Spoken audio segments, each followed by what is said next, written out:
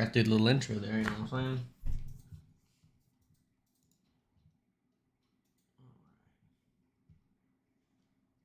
Did it even show up that I did the intro on this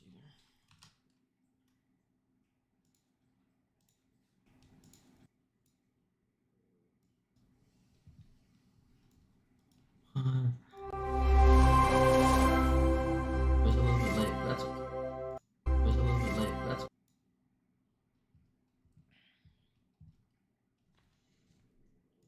Let's get to Twitter.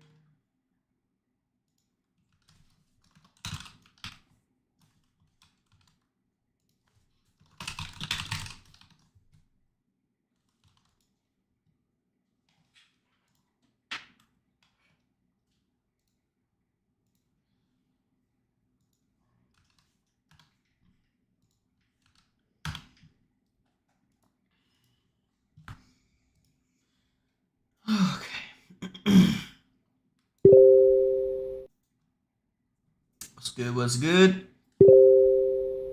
Oh my gosh, my Telegram's blowing up. Hold on.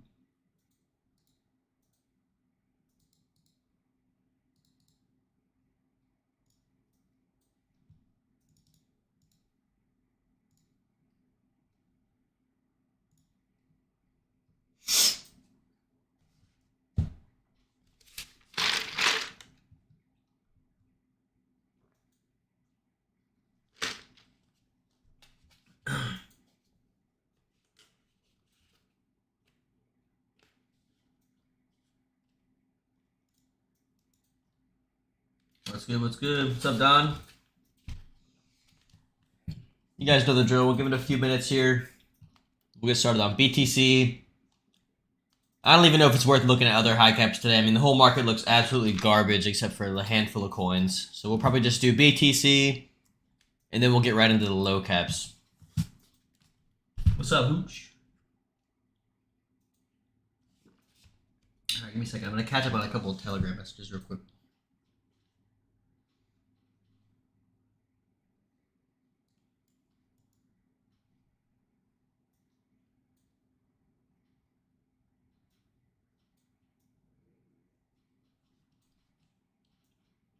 This Pepe shit's crazy, man.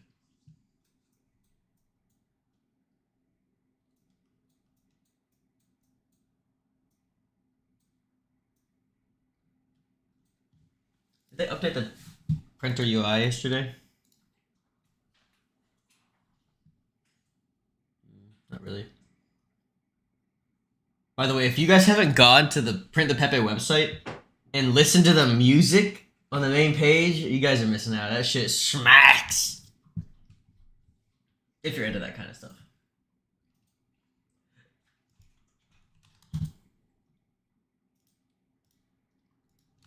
Okay, go here. Unmute the music in the middle. Oh, and jam out. Put the slider on the middle to the right or something like that. What's up, Zoid? What's up, Zoid? Oh, another casual 500 million Pepe ready to be claimed. Thank you very much.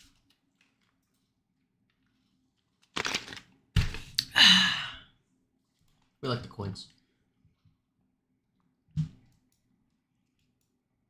Alright, just a couple more minutes and we'll go ahead and get into stuff. So, let's see. What are we really going to be looking at? We're going to look at Bitcoin, like I said. Then we'll look at OXO, WISPer, Xerox Encrypt. We'll look at Unsheath. Print the Pepe, we'll look at regular Pepe, Dia, Nvidia. You know, some of these ones on the right, most of these look pretty bad.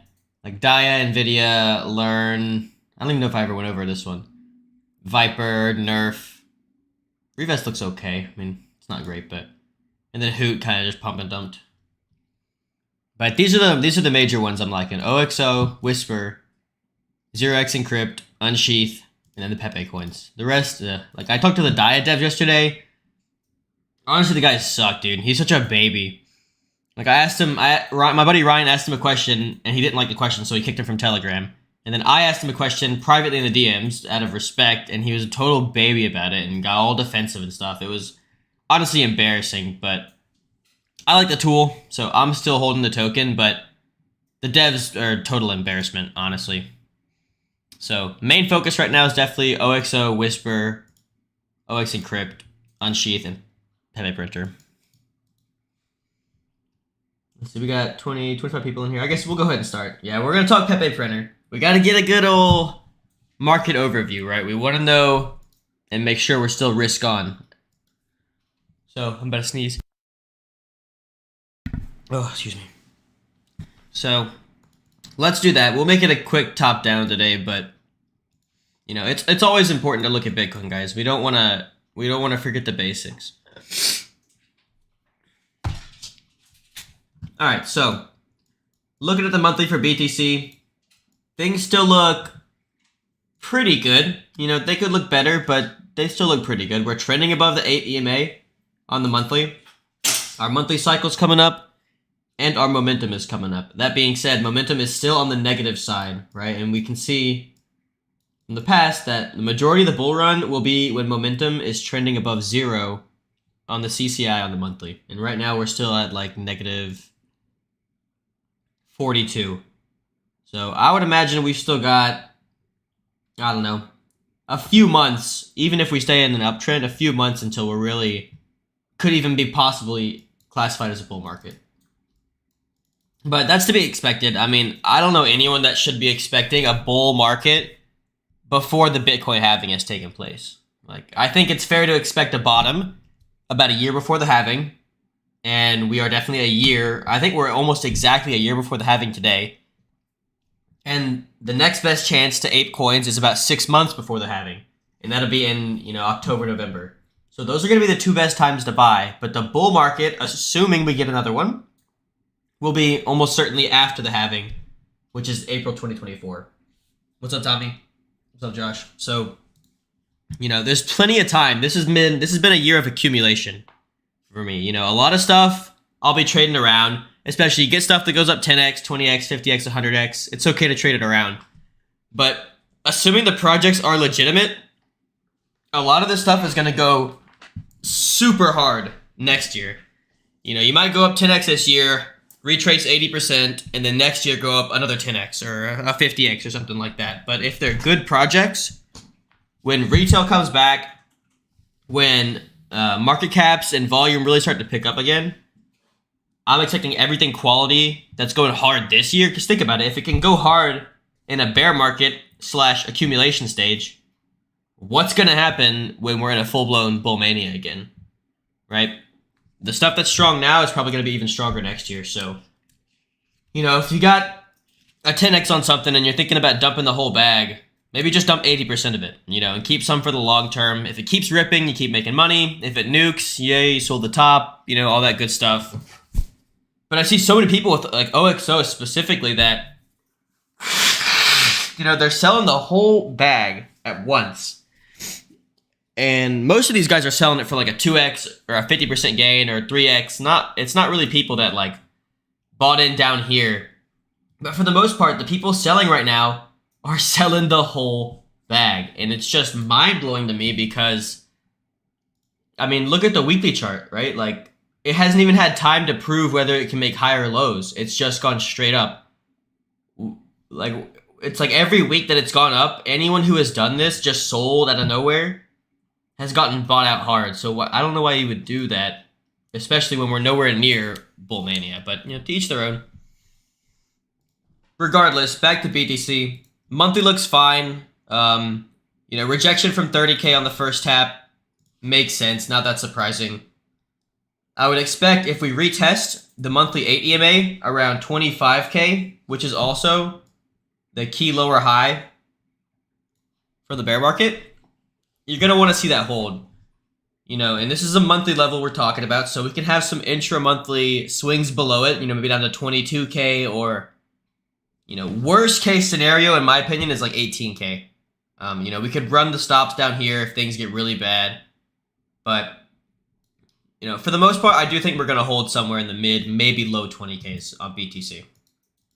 And then my target for this year is still mid 40Ks. You know, maybe around the holiday season or maybe around August, September. You know, something like this, I think makes sense. But, you know, who really knows? I'm not trading Bitcoin right now, so it doesn't really matter that much to me.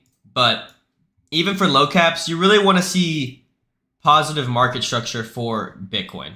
Okay, I mean, obviously we're proving that you don't need it to run, but the better Bitcoin looks, the more risk on people are going to be, the more money that big money has to spend, the harder low caps are probably going to go.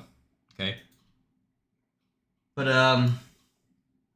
let's get down to the weekly. Let's try and do this nice and quickly so we can get to the fun stuff.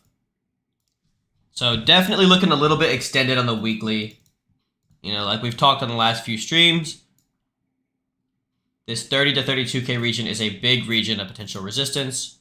And then above that, you know, there's a huge gap all the way up to mid 40Ks with maybe small pit stops at these little pivots here, 32, 34K. But really the big gap is from the higher low from 2021 up to the lower high from 2022. And first test of it, you know, I'm not surprised we're not getting through it.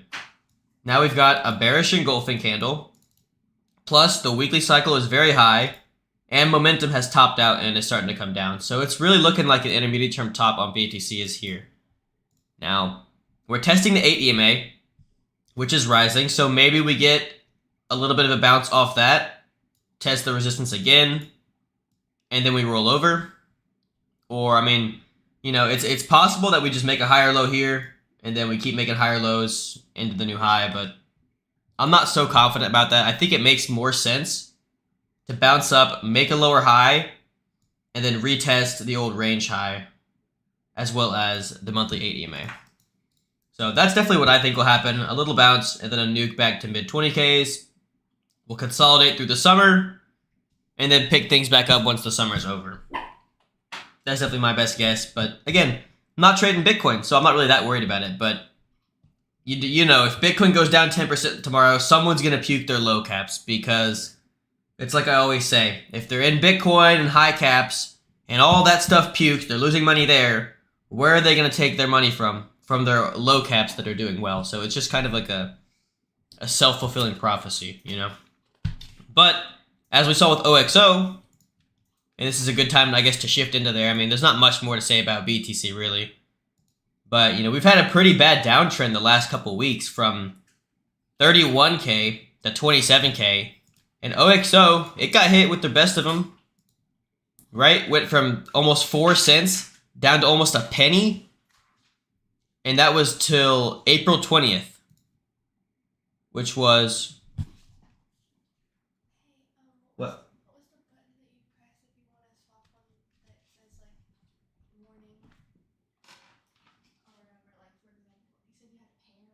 It's the actual token. Teaching my girlfriend how to use Uniswap. But if you'll see that OXO bottomed on the 20th, while Bitcoin is still in a downtrend, and then ran almost all the way back to highs. So it is possible, even in a Bitcoin downtrend, for stuff to run. And then when Bitcoin does finally bottom, this stuff that's actually good is going to recover so much faster. You know, you're not going to have Bitcoin come all the way back to its high for OXO to come all the way back to its high. Right? So, not really much more I want to say about BTC. I mean, again, there's basically like 3 options here that I'm looking at. Either we actually make a higher low in here, and we just slow grind back up into new highs, or we bounce off this EMA support, bounce up to a lower high around 29 to 29.5K, and then we roll over to the monthly 8 EMA, as well as this old range high back here. There's also some key VWAPs in this area. I believe the 2022 yearly VWAP is in this area around 23.7K. If you guys remember, 23.7 was a really big level for us in previous consolidation. So I think this is a good magnet. That being said, as far as EMAs go, there is a steep drop here back to Pi and the daily 200. So that's what I was talking about on the monthly. You know, there could be plenty of room for a wick on the monthly down to these levels. So the way to play it is just don't try and knife catch, guys. So if you want to nibble on the way down, I think that makes sense. You can nibble heavier as you go down lower. But definitely don't be loading up leverage or anything on the way down, guys, because we never know how much this could slip, right? The same day you hit 25, you can hit 20. Okay, so nibble on spot. That's fine. Just take it slow, one day at a time.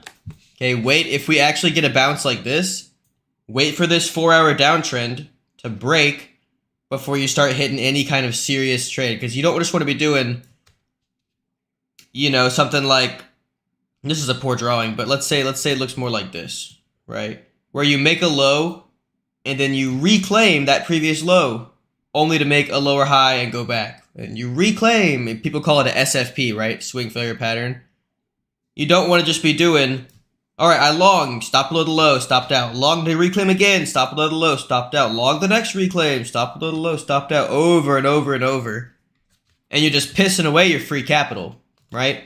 Versus, you know, you buy a little bit on spot into the bands, makes sense. You buy a little bit more on spot into this level here, into the monthly levels, sure, it makes sense. You buy a little bit into a daily level, it's nice and slow, and then maybe you just be patient, right? You know, maybe if we go super deep, you buy a fourth time, but you're really waiting for these pivot lower highs to get taken out to really start to get more aggressive, right? And then you can be more confident in actually using a stop below the local lows. Okay, and then if we just, you know, if we're just going to go back to the highs, I mean, this is your time to shoot your shot, right? Or you could wait for a run of these stops and then shoot your shot, but anything below that, I think you're just going to want to be spot and chill. Oh boy, green tea in the chat. No, that's not good. Alright. So, Woo. I mean, honestly, yeah, WooTrade's the only other high cap that I really even care to look at, so let's look at WooTrade, and then we'll get over to some low caps, okay? Yikes. Big yikes. I mean, I was just looking at this yesterday. What happened? It was looking so good. It was just getting crushed today, though. That's gross. You don't want to see that happen. That is not a good sign whatsoever. Yeah, big yikes. Weekly momentum starting to stall out. I guess just pray you hold the kind of 23-cent mark right here into daily support. You don't hold that, I mean, this is going to start looking gross. And already you've got a pretty strong 4-hour downtrend now. Right, you're going to have to break out of this before this looks even remotely good. So good news, if you get back above 30 cents, I mean, this shit looks great. You know, long it to the moon. Until then, I don't know, I wouldn't be touching this. Unless you just like it for the long term, you know, you want to build a position, but I mean, we're starting to get back into this previous range. You know, it was in here for a whole year, had a sick breakout, and now we're back in it. It's not looking good, bruv. It's not looking good. But, anyways, I don't really have much more to say on that. It just looks kind of all together. The Woo BTC pair does not look any better either. But, alright, let's get into the low caps. I know that's what most people are here for. We want to see the low caps. We want to see the shit coins. Ugh. So, normally I start with OXO, but I think in light of recent events, we should probably start with the Pepe Printer. Print the Pepe, whatever it is. So, yeah, pretty insane run on this one yesterday. I missed the Pico bottom. I'm pretty sure only one that got this Pico bottom was Brypto Kenneth. But my boy Ryan saw that he was getting in. I'm pretty sure Ryan aped on this one here. Then he told me about it, and I was so close to middle curving it. I was so close to be like, dude, I missed the big Pepe run. I don't care about Pepe anymore. I've already muted it on Twitter. I've already muted the hashtag. I just don't care. I don't want to hear about it. I was so close. Like, I think I read it and then I let it sit. You know, he probably texted me here at like 5 or whatever. I let it sit for several hours. And I was like, screw it. You know, I'll put in a little bit of money just for fun. Threw in a few thousand in here. Let the boys know in Blockcircle, you know, they're aping in here. And then we got a really sick, I mean, let's just assume from this peak, you know, 700% to 1,000% for the latest person to ape in Blockcircle. You know, I assume, you know, most people probably aped in here since I announced it back here. So the latest person getting in, at least off the initial show, I mean, if you came in hours later, it is what it is. Sometimes that happens. But, you know, even those guys up 500 to 1,000% in a single day. And then from the low, almost 7,000% from where I first bought in a single day. I mean, absolutely batshit. Let's turn off log and you can really appreciate even more just how crazy this was. And, you know, it's not the most liquid, right? 100K liquidity for 1.6 mil market cap. Not the best, but it's better than Pepe. You know, like, percent-wise, what is this? 3.2 out of 130. 2.5% liquidity to market cap for Pepe versus almost 7% liquidity to market cap ratio for the Pepe. I mean, that's pretty darn good. Honestly, obviously not the most liquid thing at $1 million market cap, but that's a pretty good liquidity ratio. So things are looking pretty good. And then meanwhile, kind of like OXO is going to be, you're just printing out rewards nonstop and a token that you're not holding and a token that you don't really care about the price of. You know, we're printing out free Pepe. Obviously, we want Pepe to stay bullish. Like, you don't want to see Pepe breaking below these past lows, right? Ideally, you make a higher low somewhere in here. Or even just range for a while. That would be bullish too. You just range on this too. And my game plan so far has been, I'm just selling my rewards, my Pepe rewards. What's up?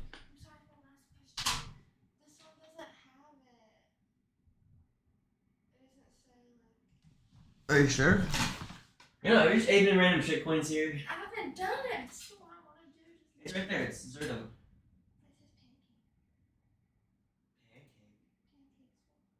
Yeah, see, no, that's gonna be on Binance Smart Chain.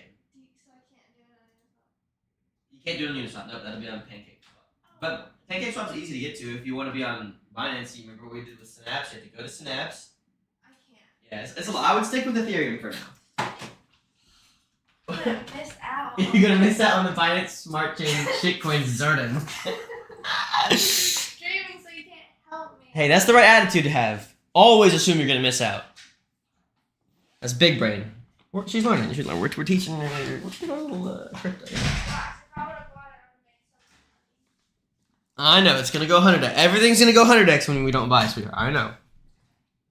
What's up, Logan? Thanks for tuning in, homie. I'm keeping very well. But yeah. Let me go to the Discord real quick. There were some questions with regards to PP. Ugh, it feels weird saying that PP. Ugh, it's like kind of like middle schooly. But I want to answer real quick. You know what LP? Oh, Don was talking about LP as in liquid Pepe. Yeah, I don't know about that one, brother. I think that one might be a big L. All right, let's go to this real quick. What were the questions pertaining to print the Pepe? Cover that later. Cover that later. Cover that later. Cover that later. Okay, so Donna, for someone who missed Pepe and PP entries and jumped in a very small piece today, any good ideas how to tackle this going forward?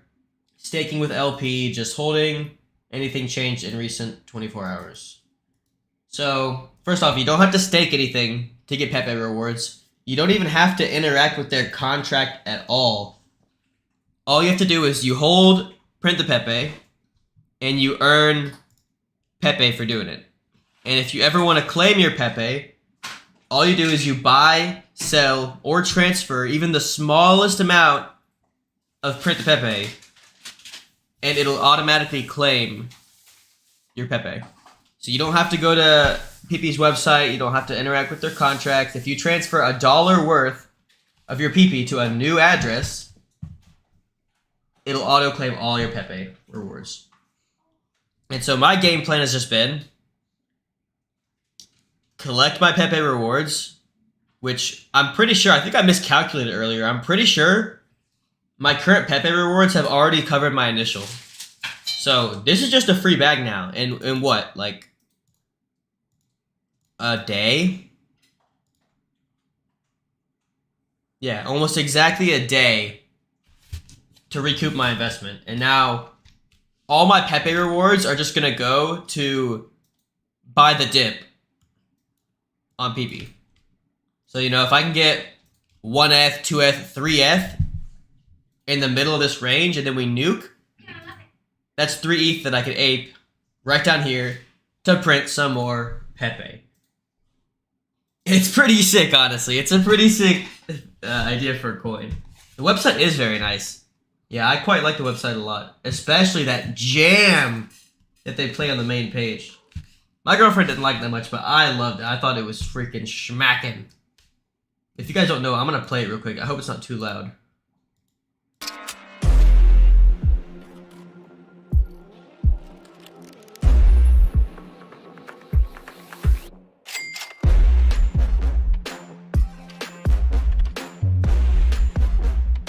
It's pretty nice. It's kind of a jam. Like, the guys who wrote this definitely knew what they were doing.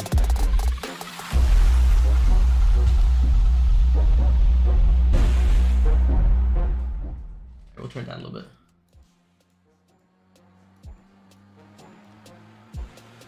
Yeah. Whoever wrote this shit is a genius. Alright, but that's enough of that. Anyways. Yeah, the website's pretty sick.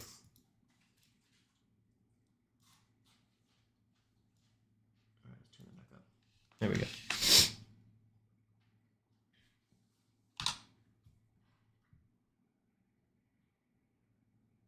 Where is my other browser? Here we go. That's what I'm saying. Why does it slap so hard? I don't know, dude. They popped off with that. I must have listened to it for like 3 hours yesterday. On repeat. I mean, oh, that shit's so good. But yeah, website's nice. Pretty clean. I really like that you don't have to interact with their contracts if you don't want to. I know a lot of people don't like interacting with random ass contracts. So all you gotta do, you know, go buy $1 worth of Print the Pepe and you'll auto claim all of your rewards. Sell those rewards to ETH so you can recoup your initial without having to sell your PP. And then buy the dip if we go back to, you know, a penny or half a penny, something like that. That's my game plan, at least. I mean, this was a sick run, so I'm not surprised we're chopping around for a bit now. Maybe this expands, but if it comes back down, I'm just going to add more. Start a new wallet. Let the Pepe rewards continue. It's pretty nice. Pretty hyped about it, honestly. But, yeah, not much more to say. Let me see. Was there any other questions? Did I even address it? So, yeah, if you jumped in a small piece today, that's good. You know, because if we range here and expand, you're going to want a piece. But you want to save capital in case we end up dumping back down here somewhere. Then you can bring your average down a fair bit. While at the same time, you already bought some, so you're already earning Pepe rewards. Pretty nice. Still think it's an okay entry for Pepe, or has that ship sailed? Need to wait for a significant pullback. I don't know. I mean, I don't think the ship has sailed. It's $1.5 million market cap, right? So, in my opinion, this is probably fair market value, 5 to 10% of Pepe. And Pepe's $125 million. So, I would say right now, current valuation, this is probably a $6 to $12 million market cap coin. So in my opinion, no, it's not too late by any means, you know? You can buy some in here, and then bring your average down if we dump back to like a penny.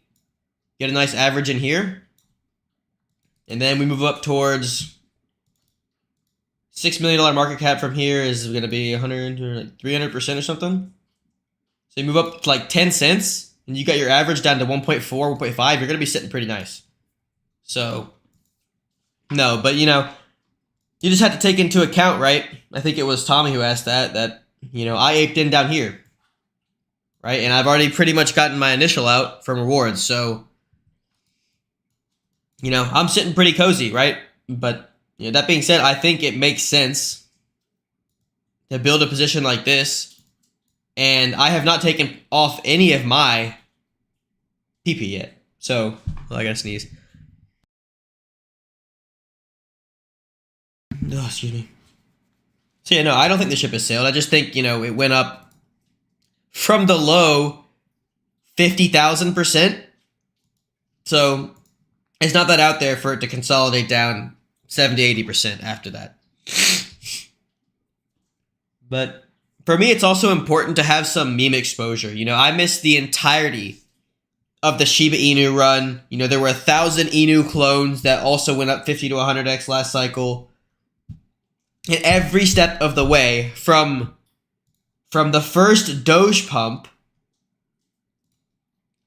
you know, even when Doge was just from this, right? Just from this pump here, when Doge went up like 100% in a day or something, I was like, you know, I missed out.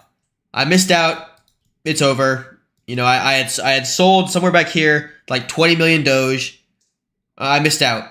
And then after missing a 50% a day pump, it proceeded to go up 20,000%. I thought I missed out here. Sheeb didn't even exist yet. And I missed out completely on Sheeb. Thought I missed out there and didn't do anything. And then 1,000 Inu coins pumped, but I thought I missed out, so I didn't do anything. Well, I wasn't going to make the same mistake again. I thought I missed out on the whole Pepe run just because I missed Pepe itself. But there's other coins. I'm not just going to stick with that. You know, people that made a ton of money on Pepe, they're going to be looking for Pepe-related coins to flood their profits into. Exactly, dude. That's exactly what I was doing. I was middle curving the meme coins. And so I figured, why not risk, you know, 0.5% of my account and give it a gamble, right? And it worked out. So no, I don't think it's too late by any means.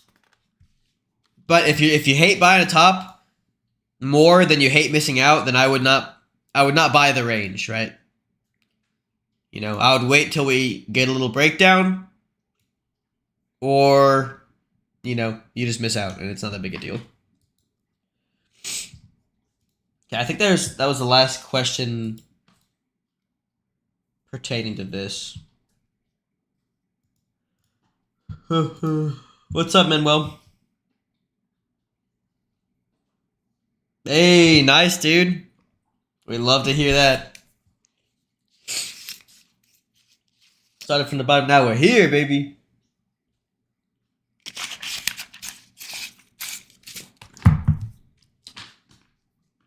Only in crypto, right, guys?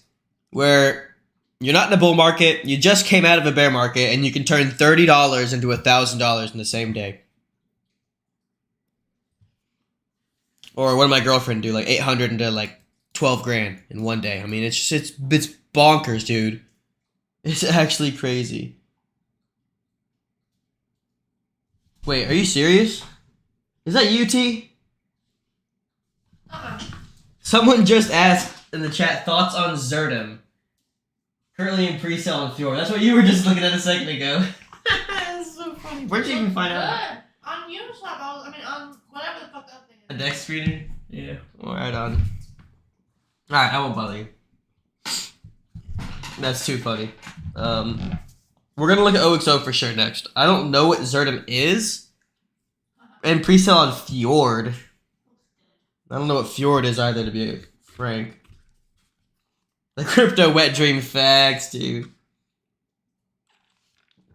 What's the best way to sell small cap positions, 30 million market cap less?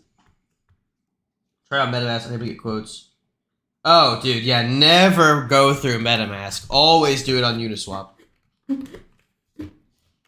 I don't think MetaMask's swap feature is good at all.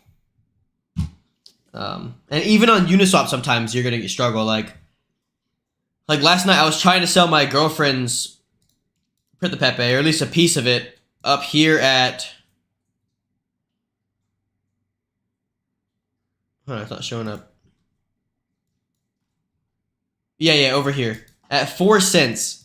It's like 10% tax. I tried up here. I tried 10%, 20%, 30% slippage, 40. Still not accepting my order. Refresh the page over and over and over and over.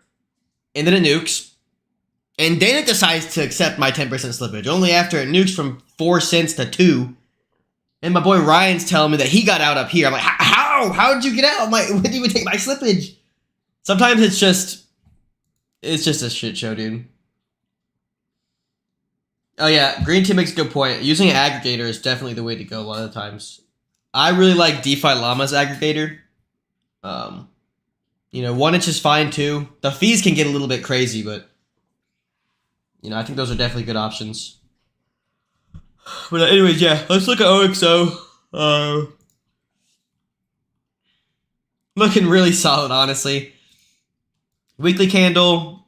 Oopsies. Weekly candle came down. Perfectly tested the 8 EMA on the weekly. Just like it has every single week before.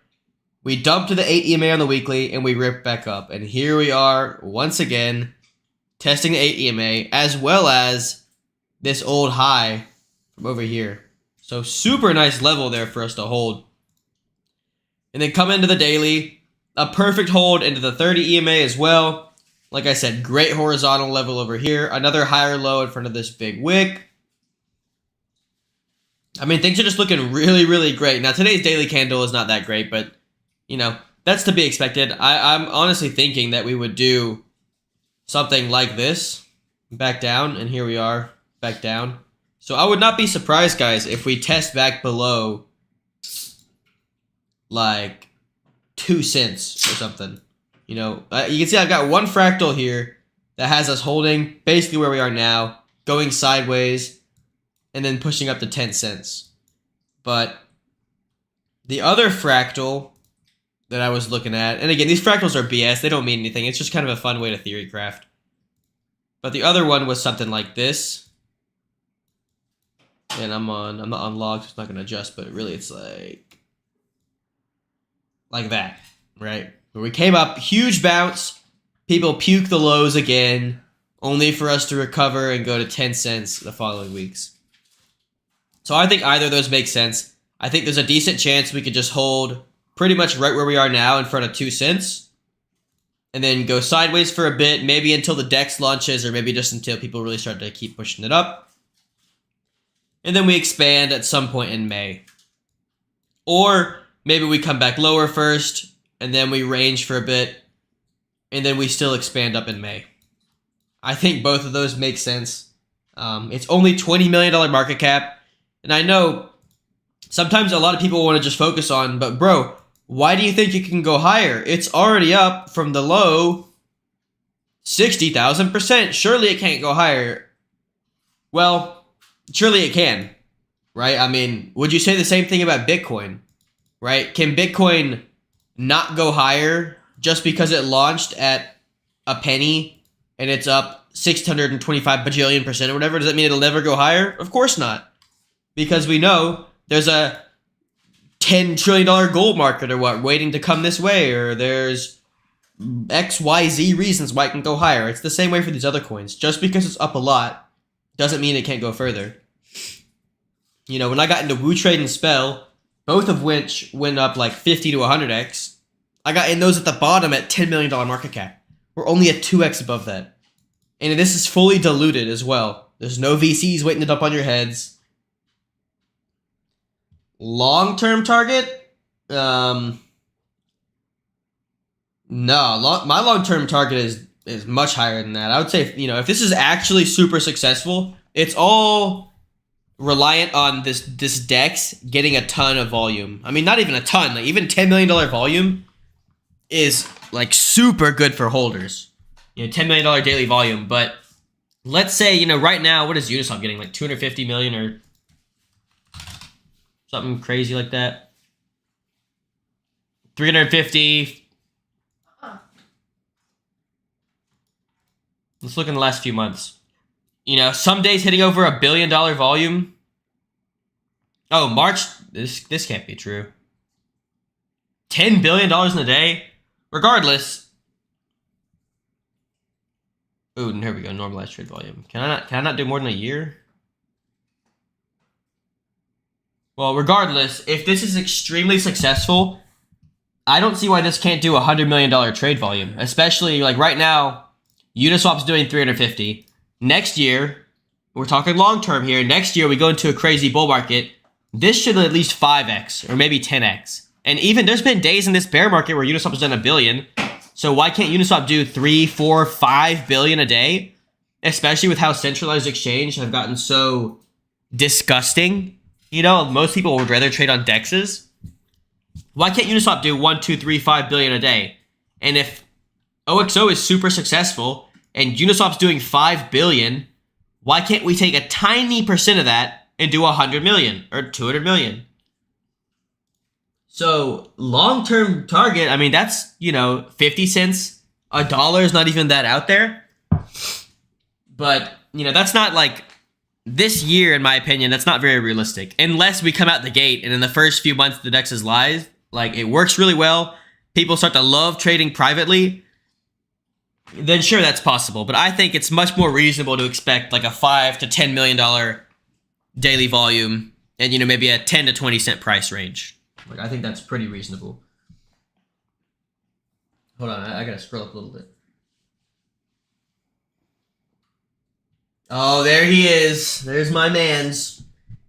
Literally sold 30% of position. Did you hear me talking about how you freaking sold the high I was trying to sell for my girlfriend and I could not sell? And Ryan's like, yeah, dude, you just gotta keep refreshing the page till it works. Spam the swap button. I mean, that's facts though. Sometimes you just do the same thing on Uniswap 20 times in a row and it'll just eventually decide to work. 340x. I mean, yeah, you gotta capitalize on that for sure. Oh yeah, dude, aggregators are the way to go. Sometimes the fees can get a little outrageous, but aggregators are so nice because they're going to find you the best liquidity, because Uniswap is not always the best place to be buying and selling. Sometimes there's better liquidity elsewhere. That's facts, dude. Yeah, she's not going to mid-curve nothing, dude. She's going to either super left curve or right curve a couple things, for sure. Yeah, good advice on the aggregators, lads. Fractals. Yeah, fractals are just memes. We don't take them seriously.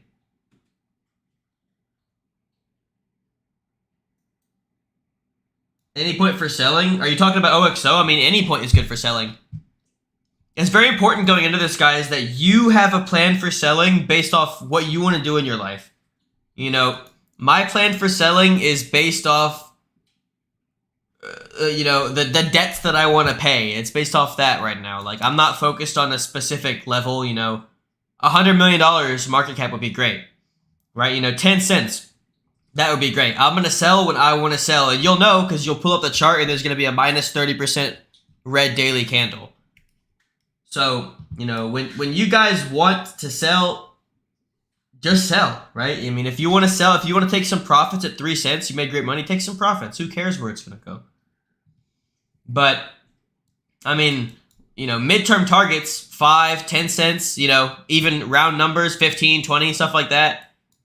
Like, there's really no telling. You know, I seen that scammer from Walsh Wealth Group, whatever, Crypto God John got in.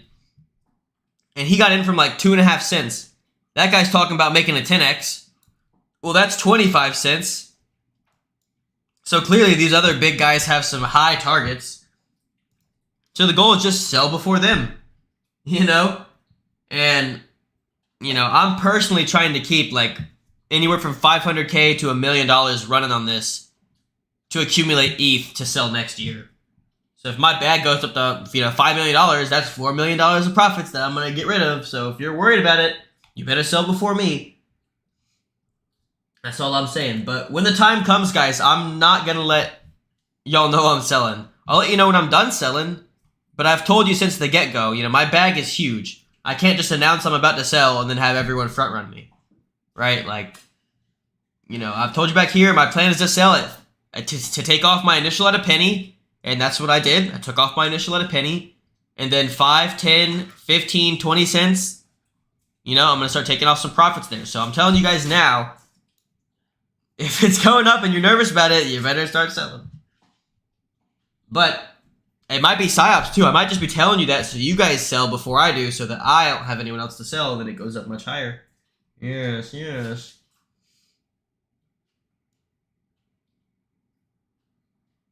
Yeah, I mean, gas is pretty shitty. There's not really a way around that as far as I know if you're on trading on Ethereum. I mean, you can do cow swap. At least with CowSwap, if your transaction doesn't go through, I don't believe you lose the gas money, but yeah, I don't think there's really a way around that.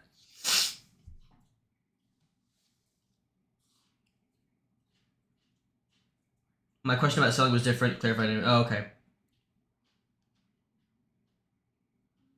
I mean, yeah, you just sell when it's enough money that you want to sell. Like, for most things, I would say not to P&L trade, and definitely for a piece of this, you want to hold as long as it keeps making higher low. As long as this is the trend, you should have a piece that you don't get rid of, because, you know, let's say we pull back hard, and then we make a higher low, and then we go up, and then we pull back hard, make a higher low, go up, and we just do this over and over and over into Bitcoin halving, after Bitcoin halving, Bitcoin goes to 100K. This could be 50 cents.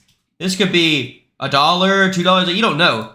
So as long as this trend is continuing and we're making higher lows in the long term, I would keep a piece. I mean, look at the weekly. We haven't even had a chance to make a higher low. You know, the last real higher low was really like back here at the start. I mean, we haven't had a real weekly pullback to determine where longer term demand is. Until we make a pivot like that and they start to break, there's a piece of your OXO you should not sell.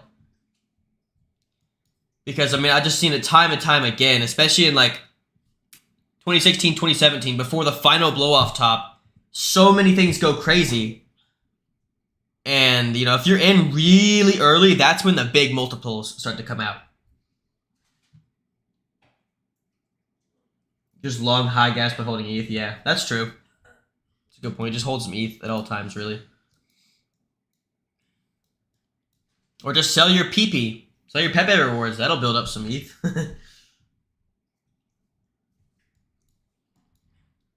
But, yeah, you know, basic targets for this for me are $100 million market cap. And then assuming we can get 10, 20, even $30 million trade volume on OXO's DEX, which I don't think it's going to happen at the gate. You know, I think it'll take a month, 2, maybe 3 months to really start to build up some credibility, for people to start to spread the word that, hey, I've been using this DEX the last month. All my transactions are private, and the fees are pretty much the same as Uniswap. It's pretty nice. Like, once the word spreads, everything is seamless. Once the rewards have been flowing in for a month, 2 months, and people are seeing you can get 100, 200, 500% APY directly in Ethereum, I think they're going to start to flow in pretty quickly. So at that point, you know, 200, 250 million market cap, stuff like that, I think is pretty reasonable too.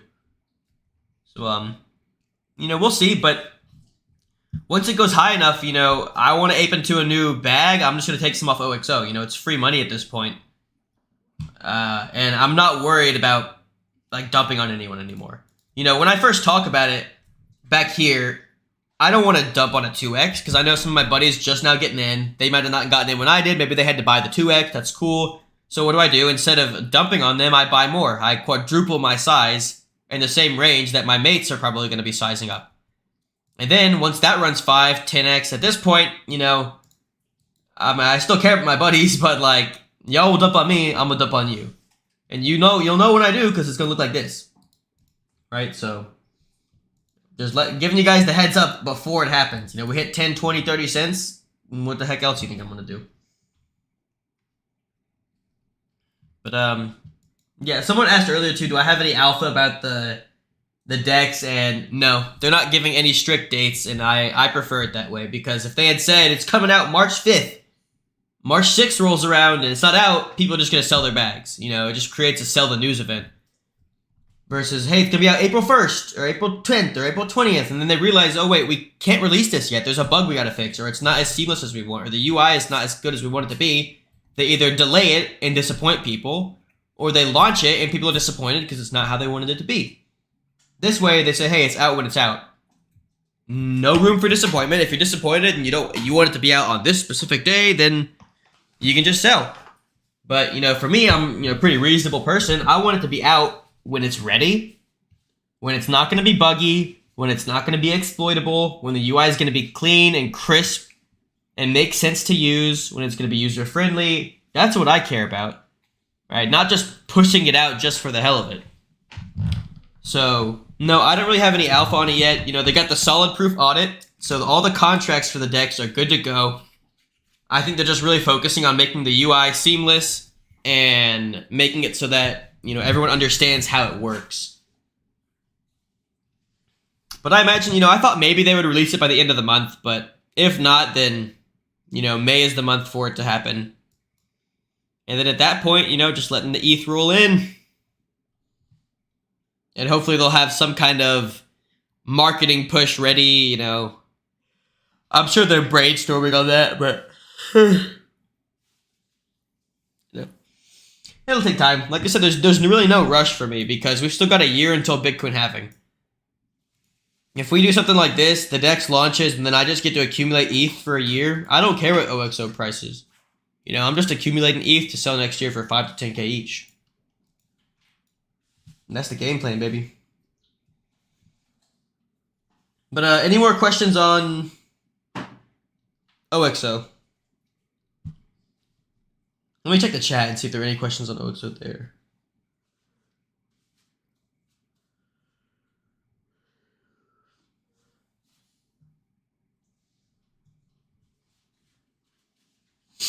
Well, this is probably a good time to answer this question. Are you still in here, Logan? Is that you in the chat, brother?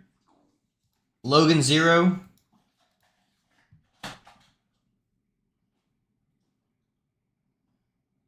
Because you got a good question I'll answer here in a second.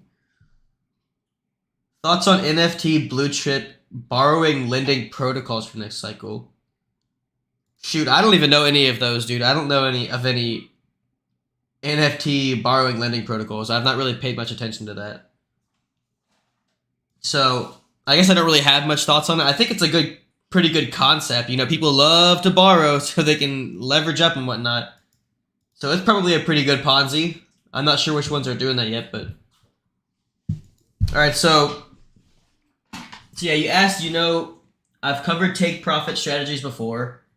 But as far as percent to TP, how do you manage lowering risk without ruining your size? Is there optimal percent you take per percent gain? Example, TP at 25% when it 5x's. I feel like I struggle to TP sometimes when I know it's topping because everyone says let your winners run, even though risk reward changes as you become more in the money. This is such a good question. Well worded too. So I want to make sure I hit on all of that. First question about managing lowering risk without ruining your size. And this is kind of, I don't know. It's a tricky question, right? Because I think when people say let your winners run, it's definitely important. Like for something like OXO, you don't want to fully exit when the uptrend is intact, right? It's clearly a winner. So you want to keep a piece of this until it stops being a winner. I don't think it means you have to hold, you know, a certain percent of the bag all the way up, right? But like, you know, if Bitcoin starts nuking tomorrow, all your bags start nuking, and OXO goes to a higher low, I think, you know, don't puke that as a winner, because when things bottom out, this is more likely to make a higher low than your losers that are just making, you know, if you have a loser you're holding that looks like this, I think that's the one you don't want to be in. Not necessarily that you have to hold this one all the way up. But yeah, and the idea of like not taking profits until a 5x because you don't want to have to sell half of your bag. Like, trust me, I get that. You know, I TP'd a massive amount of spell, like over 1 billion spell at a 3x last cycle because I just did not want to give it back. You know, I had made multiple 6 figures. Like, damn, you know, like I know this could go a lot higher, but I just don't want to give this back to the market. So I TP'd half and then it, you know, missed out on a 50x on that half. Versus if I waited longer, you know, then that would only have, maybe only had to TP 10%. But the flip side's always true, right? Just like this stuff can go up, you know, 50x, 100x, it can come crashing down faster than we can imagine, right? And so you got to weigh out, you know, would you rather miss out more or would you rather lose it all on the way down? So, and that's, you know, like I bought a lot of my OXO in here. Let's get rid of this. It's kind of distracting. And in here. And every step of the way that I'm not TPing initial, I'm having to weigh out, am I willing to risk all of this to not have to TP a big percent in my bag? And every day that I waited to do that, you know, I'm waking up and saying, yeah, I'm willing to risk how much I've got in this to not have to sell more than I want to sell. You know, and so that's definitely going to be a very personal thing. Like, there's no set rule that is always going to work, you know. When something only goes up 2x and then rugs, you're going to be glad that you take profits on a 50% to 2x move. When something goes up 2x, makes a higher low, goes up 2x, higher low, 2x, higher low, and you're holding all the way, you're going to be happy that you waited longer. So it's just, you know, it's going to go both ways, right? You're just going to have to accept early on that if you're going to always hold to a 5x before taking your initial, well, there's going to be a lot of 3 to 4x moves that you're going to miss out on and hold to 0, right? And so sometimes it's good to follow your gut. You know, if your gut feels like it's topping, it doesn't mean you got to sell the whole bag. Maybe take 25% off. Maybe take 50% off, you know. Recoup your initial. And like with OXO, you know, like I took off my initial in here because 1, that was my plan from the get-go. But 2, I felt like a penny was a good spot to be a near-term top. But when we make higher lows and then we consolidate here, I can re-enter in this range if I want to. I don't have to exit and then never touch it again. You know, if you feel like, I think this is the top, I want to get out, and you get out on half your size, but then you keep making higher lows, you can get back in if you want to. A new trade. Because you always want to think, you know, would I take this trade right now if I didn't have any? You know, I bought back here, I'm waking up today, you know, would I be long OXO on this size right now if I didn't have any? Would I come in and buy? You know, assuming I could get in without slippage, right? Would I buy it? That's the question you got to ask yourself. You know, if you're long 10K off of your original 1K, and you ask yourself, you know, would I come in and spend $10,000 in this bag? Like, ooh, no, maybe I would spend $5,000, then sell half your bag, you know? And accept that you're not always going to be right, you know? You're not always going to be right. But if you trail some out for the long term, if you keep a piece and you're not emotional about it, you're just robotic, you know, until we break this trend of higher lows, I am not selling that last piece.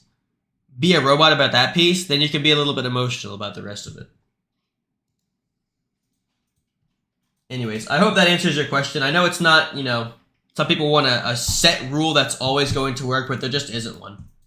Right? A rule that sometimes will save you a lot of money is a rule that's going to have you missing out on a lot of money. A rule that has you, you know, staying all the way in until you take profit is also going to have you going up 3 or 4x and getting rugged without taking anything. So the best thing to do is have a good mix. Right? A piece of your bag you hold with a stop loss on higher lows. A piece of your bag that you take on a 2 or 3 or 4x. A piece of your bag you don't touch until a 10x. A piece of your bag you don't touch until a 50x. So on and so forth.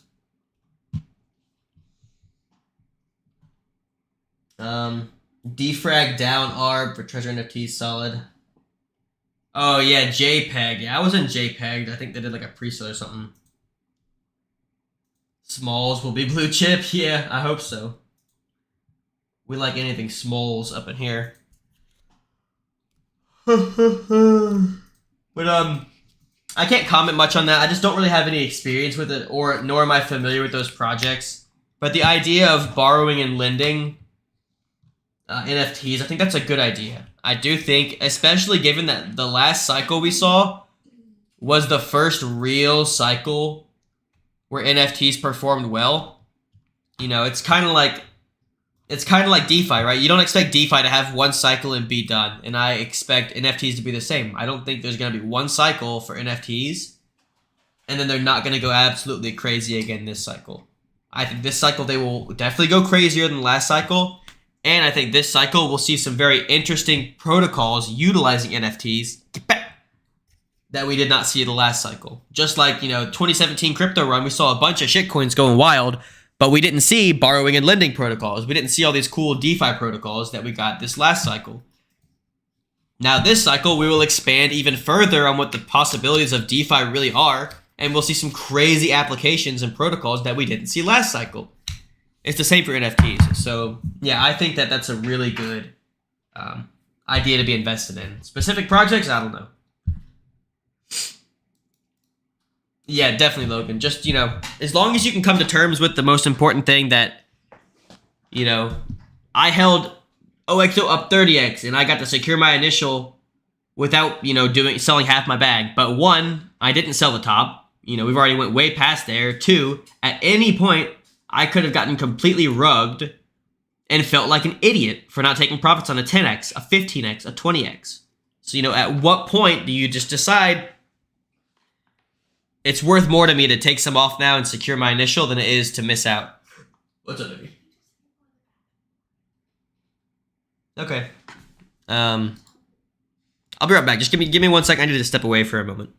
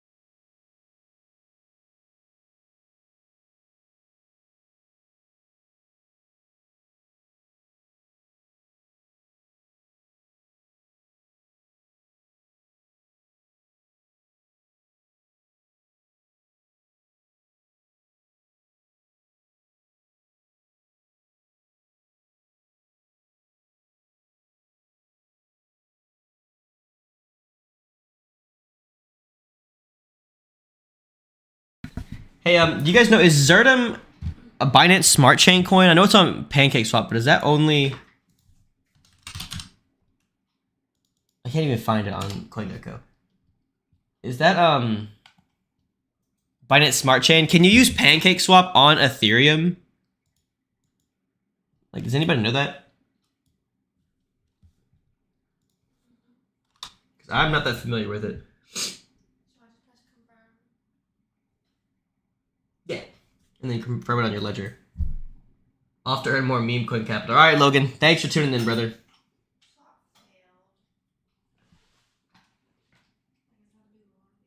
Yeah, you have to be logged in. That's fine. Okay, yeah. I didn't know that. Yeah, I noticed she had she was trying to buy some on PancakeSwap and she had a $20 fee. I was like, that's definitely not Binance Smart Chain. Now, you're positive you got the right coin there? Let me give it a look-see. Did you swap yet? Don't swap yet if you did. Okay. Don't swap yet. And this is an important lesson. You're swapping something on Ethereum that has almost no liquidity. All the liquidity is on Binance Smart Chain.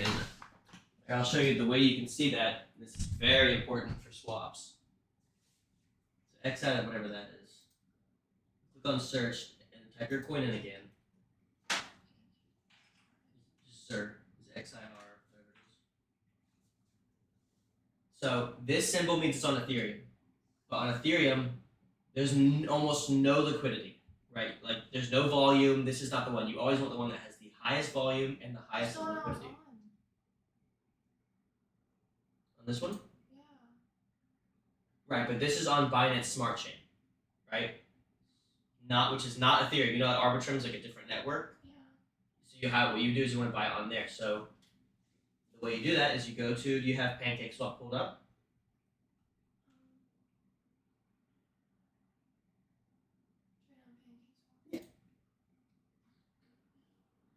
Then there you go. Switch to Smart Chain. So this will add Binance Smart Chain. So we're doing some teaching real quick, folks. Stop getting my Bojangles, June. Okay, you see you don't have a balance. So just like how you got from Arbitrum back to Ethereum, you're gonna have to go to Synapse, and you're gonna have to go ahead and click ETH because we're on ETH. You have to switch back. I know it's a lot to pick up, but then you're gonna go ETH to BNB chain, so that's already good. You'll select Ethereum, and then you'll send that over there. 0.1 or however much you want to do. You just gotta make sure you save enough to have gas here. Okay. And then see, sometimes it'll swap you back to a different chain. You don't want that. You want BNB. So Okay, so it looks like it doesn't want to swap ETH to BNB. It wants you to be in DAI or maybe try USDC. It's not really a big deal. I mean, I'll wait. okay. I don't want to answer anymore. But essentially, you'd want to go to Uniswap, swap your ETH for USDC, and then bridge that over. I know it's a lot. All right, let's be back. We're gonna teach her after stream, but it's funny when I'm teaching someone how to do this that's like not doing it day to day. You realize just how much of a process all this is, and how used like you get to just knowing this stuff. Like, oh, you want to go buy Zerdom on BSC? Oh, you just convert to this coin. You go to Synapse, you bridge to this ecosystem, then you swap for BNB, and then you swap for this coin, and you're done. It's so easy, right? And you don't think about it, it's like 10 different steps and applications that you're using to do it. I could teach a damn course on this in college if I wanted to be a teacher.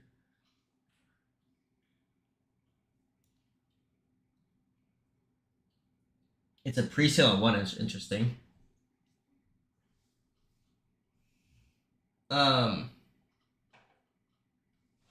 Site is safe to interact with to claim my Pepe, right? As far as I know, I mean, I know the main dev, and as far as I know, I don't, I think he's a pretty trustworthy guy. But you don't have to claim via the contract, right? If you buy, sell, or transfer any amount of PP, it'll auto-claim all your Pepe. So if you buy $1 worth of Print the Pepe, it'll auto-claim all of your Pepe rewards. Or if you send $1 of your own Print the Pepe to a new wallet, it'll auto-claim it. But, I've claimed on the website. It works fine for now. I don't think there's anything wrong with it. But if you're just trying to avoid smart contracts, then all you got to do is buy, sell, or transfer some of your Pepe, and it'll give you the rewards.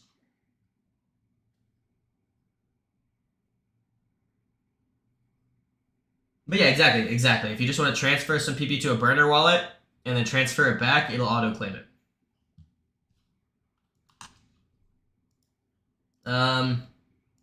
No, you can't be a TA unless you've made it. If you've made it, you can be a TA. College of Degens, dude.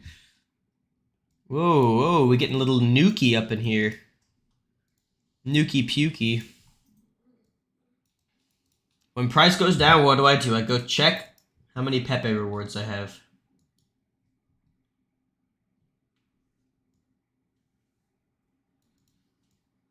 Oh, a casual 790 million Pepe to claim. Very nice.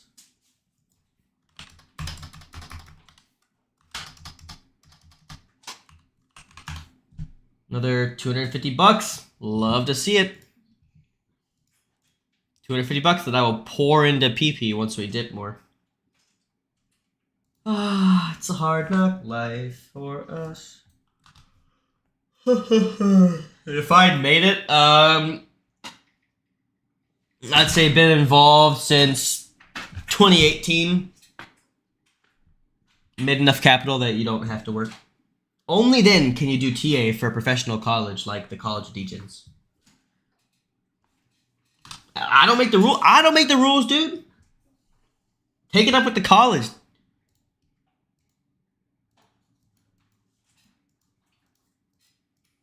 Of course, I know you've been around, but. You missed OXO bottom even after I hounded you to buy over and over. That's not someone that can work at the College of Degens. The College of Degen would have aped the first day I told about it in the chat. Still eating mud. See, and if at the College of Degen, a professor that missed this would for sure accumulate this, and this, and this, and this, and this. Disqualified, brother. I don't make the rules. I just don't.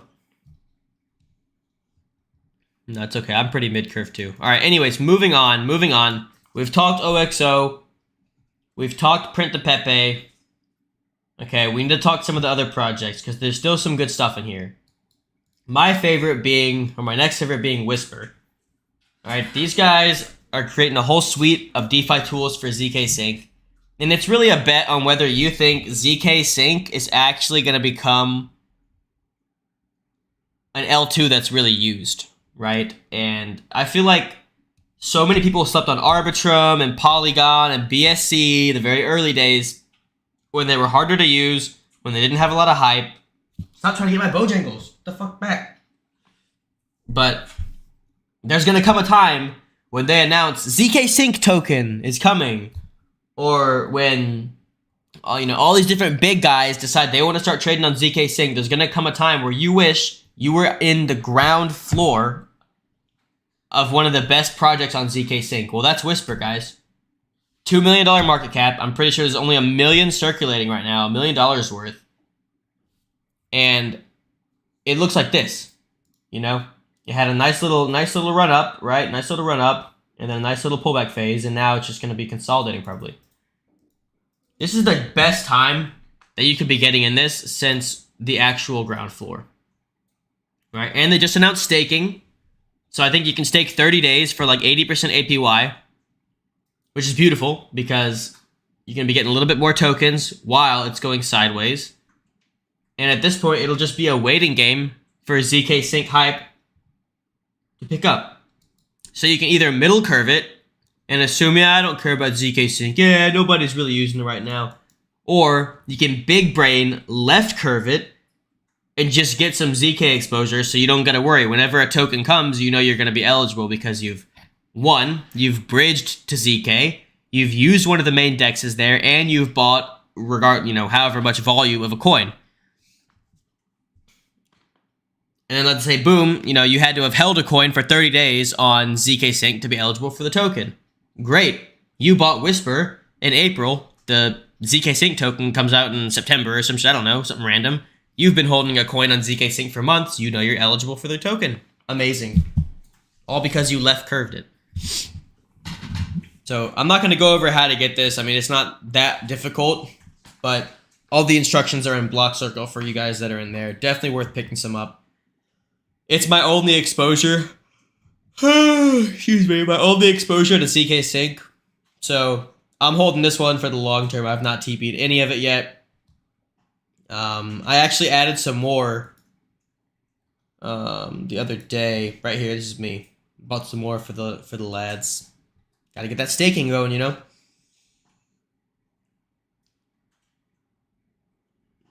I mean, I'm sure you're just memeing, dude, but I'm not gonna write curve and dump on you. I'm not dumping this at $2 million market cap. I'm just not. I will hold this all the way to 0 before dumping on it at this market cap. It's just not worth it to me. It's just such a hassle. Oh, OXO, yeah, no, I'll dump on you for sure, dude.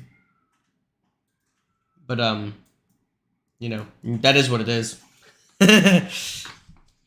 I've already admitted this. I'll dump on you, but I'm not going to dump on you here. I'll dump on you after we break out. If we get to 10 cents, I mean, yeah, I'm going to dump on you. What the fuck do you expect?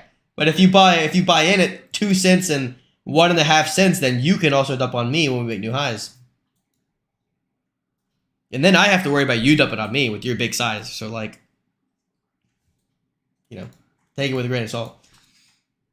But I've got people that are going to dump on me too. There's plenty of fat people that want to dump on me. So, in that right, we're kind of all in this together, where everyone wants to dump on all of us, and we want to dump on all of them. But, anyways. Next project, Xerox Encrypt. So, when this initially launched, I don't remember where I first bought in. I think I first bought in, in here. And then I announced it in the Blockcircle right around here. Bought some of it up, right? Got nuked back. I bought a little bit more over here. And now I'm pretty happy with my size. I really just thought they were chasing the OXO hype. It's OX Encrypt, right? It's kind of the same idea as OXO. But it's completely different. Right? It actually has nothing to do with it. They're just building some really cool AI tools. And I've actually started to think lately that this one's going to go on a pretty good runner. Maybe like $5 or $10 million market cap. So I'm definitely holding this one for the intermediate term. And I really like this recovery from 30 cents all the way back to $2. Right? I think we might spend some more time consolidating in here. But I genuinely think this one's going to go on a killer run, like $5 or $10. So, as far as their AI tools go, though, I haven't looked too much into them if they're live yet, but, you know, I know their AMA was really successful. The devs are working really hard, so I don't think there's that much risk of these guys rugging or anything. Yeah, for sure, but, you know, if you take into account that it's not going to be that way forever, you know.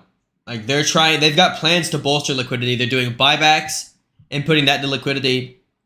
They're taking OXO from the marketing wallet, and they're holding it in separate wallets so that they can accumulate ETH rewards and use that to bolster liquidity in the future too. So, you know, if we pump 10x today, yeah, you know, liquidity is kind of brutal. Like, well, what are you gonna do?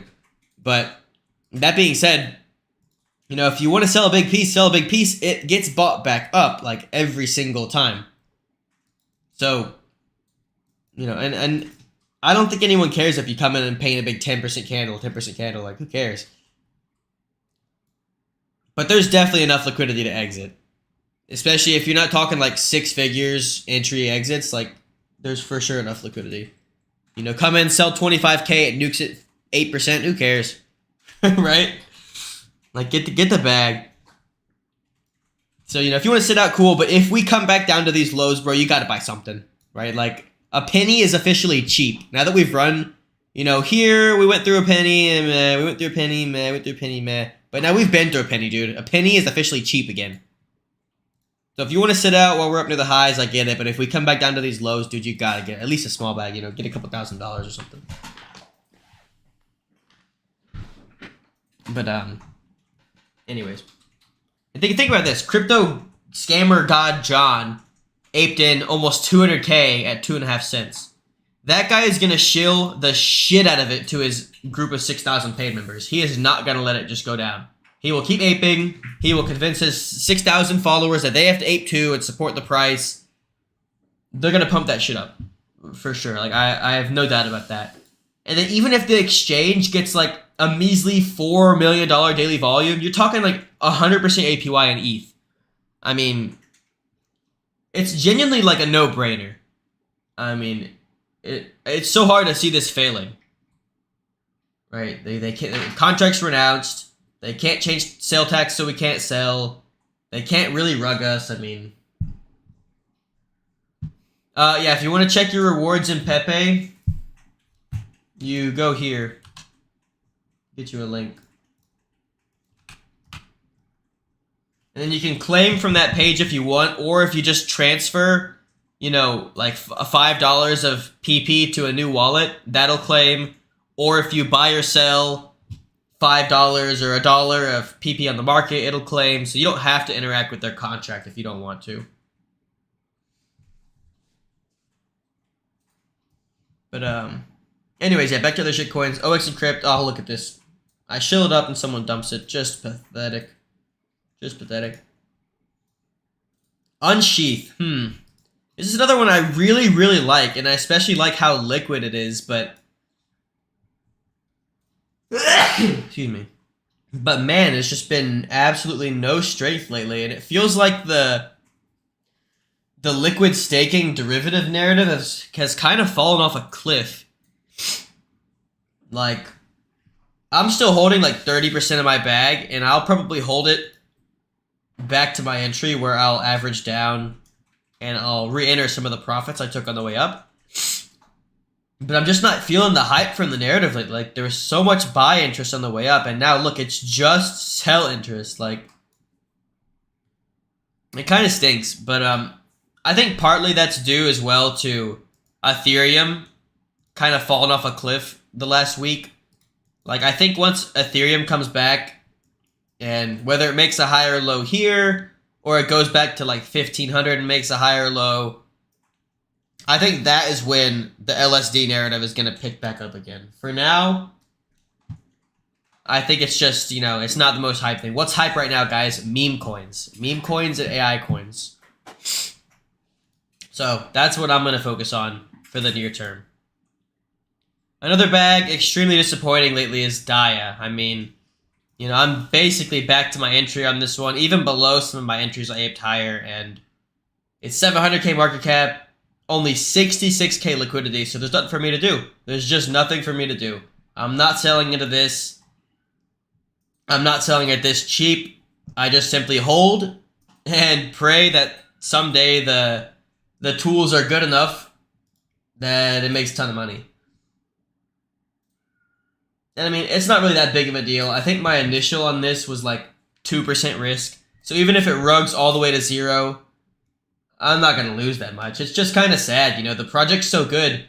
But I had a talk with the dev, and he's saying that some of the team is selling tokens. You know, like how fucked up is that? And it's not like anything they weren't allowed to do. They locked their liquidity for 30 days. And then their liquidity was unlocked. They're free to sell tokens if they want to. They got like a dozen team members. You know, if some of them want to sell, they want to sell. They're working hard. I got no problem with that. I really don't. But he got super defensive about it and like just being a big baby and like banned me from one of our group chats for asking about it. And that was just so pathetic that like, I don't know. It definitely made me not want to buy Dia ever again. Like I'm not going to puke it into thin books. I'll happily hold it. The tools that Dia gives you access to, I think, are really good. Like the Volume Hunter is extremely useful and got me early on several big winners already. But I don't like the team attitude, dude. I'm not going to be buying any more of this. Getting down to levels I might be aping. I think if we get below $1 million market cap, I'm going to ape my rewards back in. I need to set an alert on my phone. Can I do alert here? Nice. Goes under 15. Nice.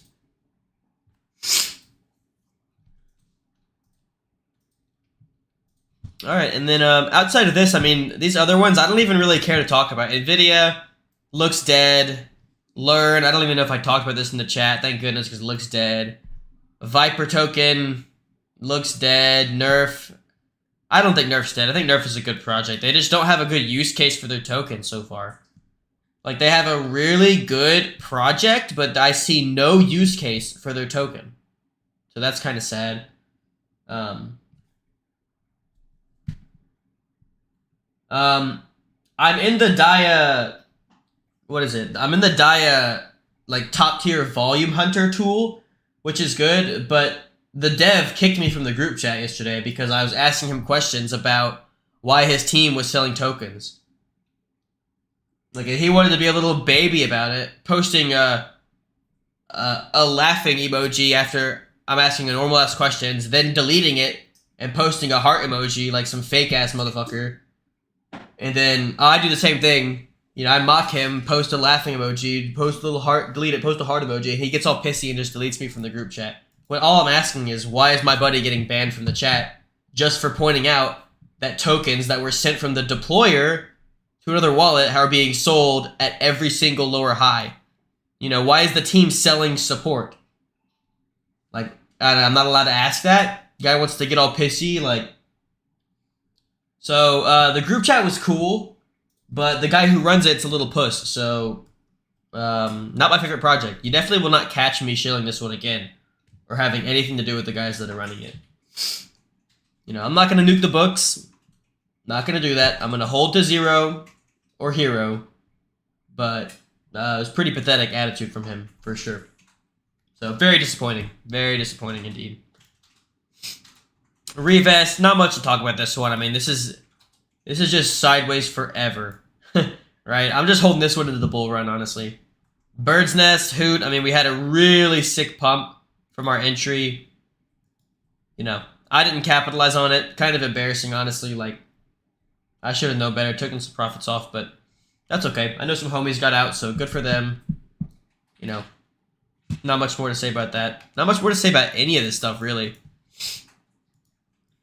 Like, yeah,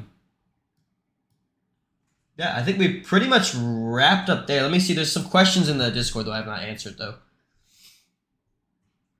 Lloyd asks, can I tell us about my boy Ryan and how he gets so much alpha? Are you still here, Ryan? Are you still tuned in, bro? He might have dipped out. The people want to know, homie, how do you get so much alpha?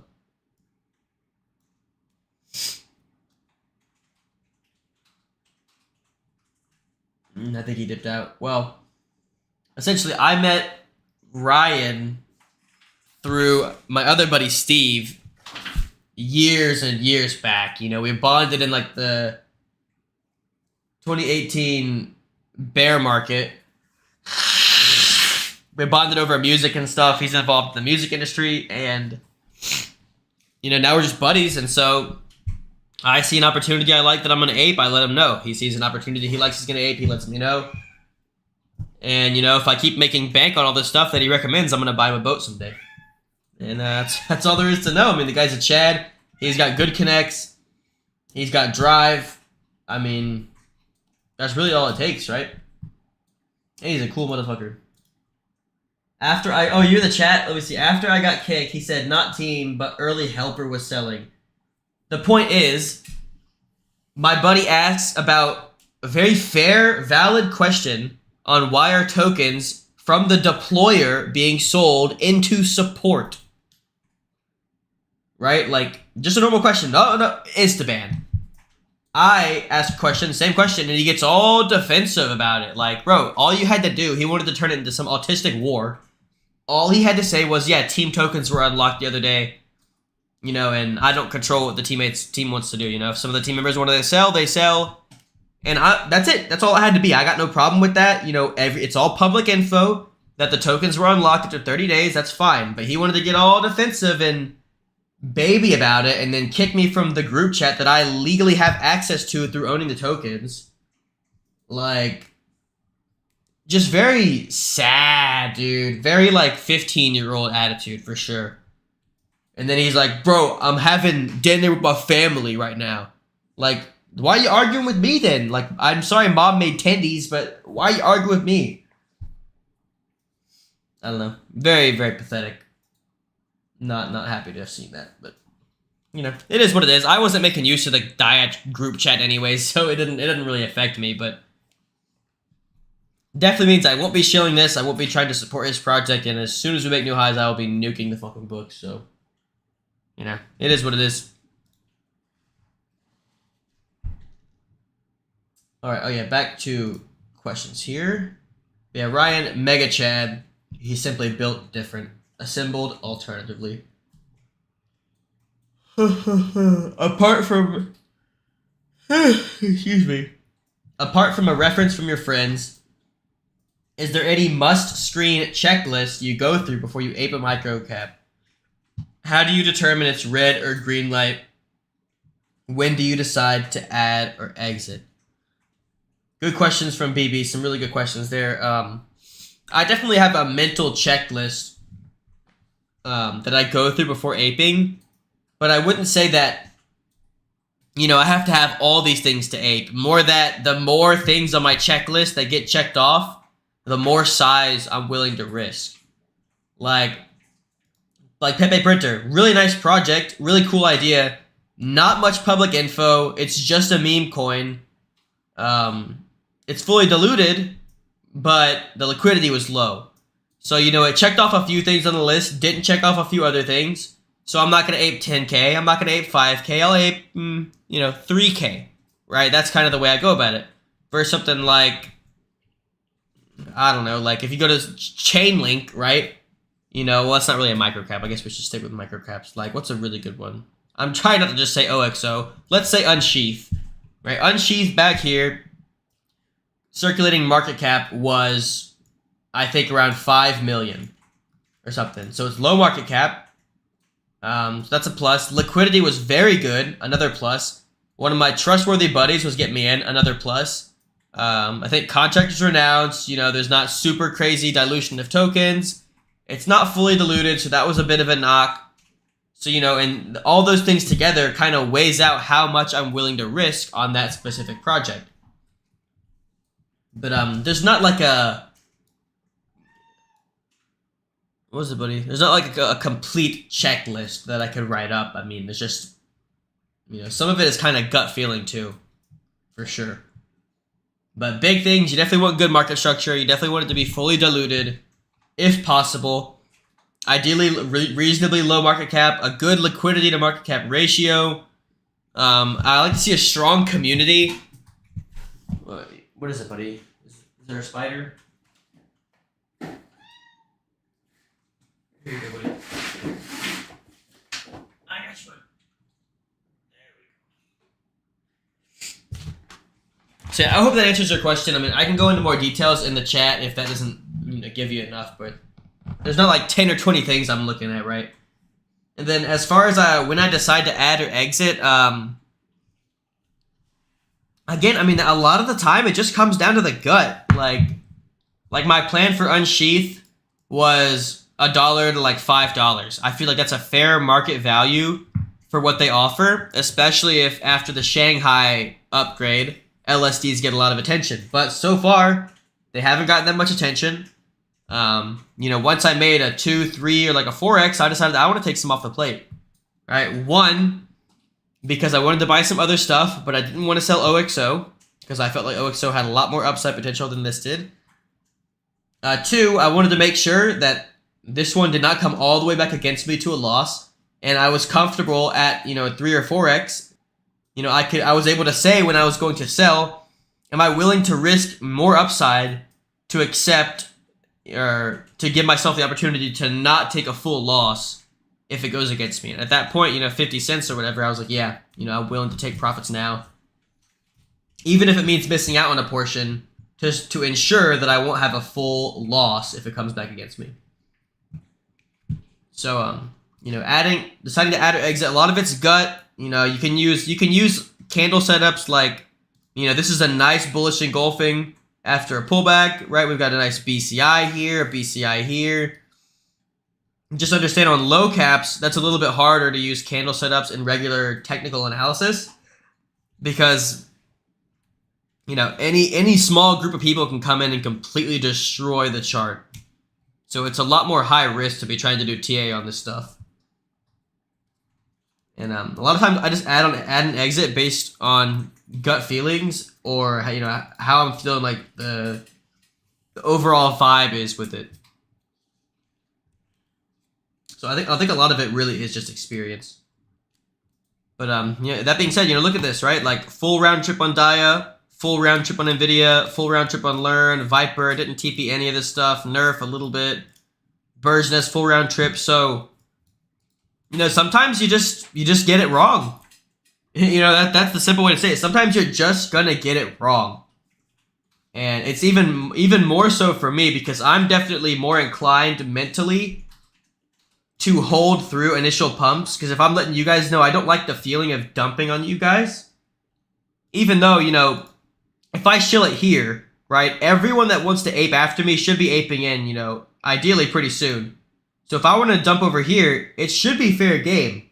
But in my mind, it still kind of isn't, So it's even more difficult for me at times to exit because I'm like emotionally attached to the people that are investing in with me.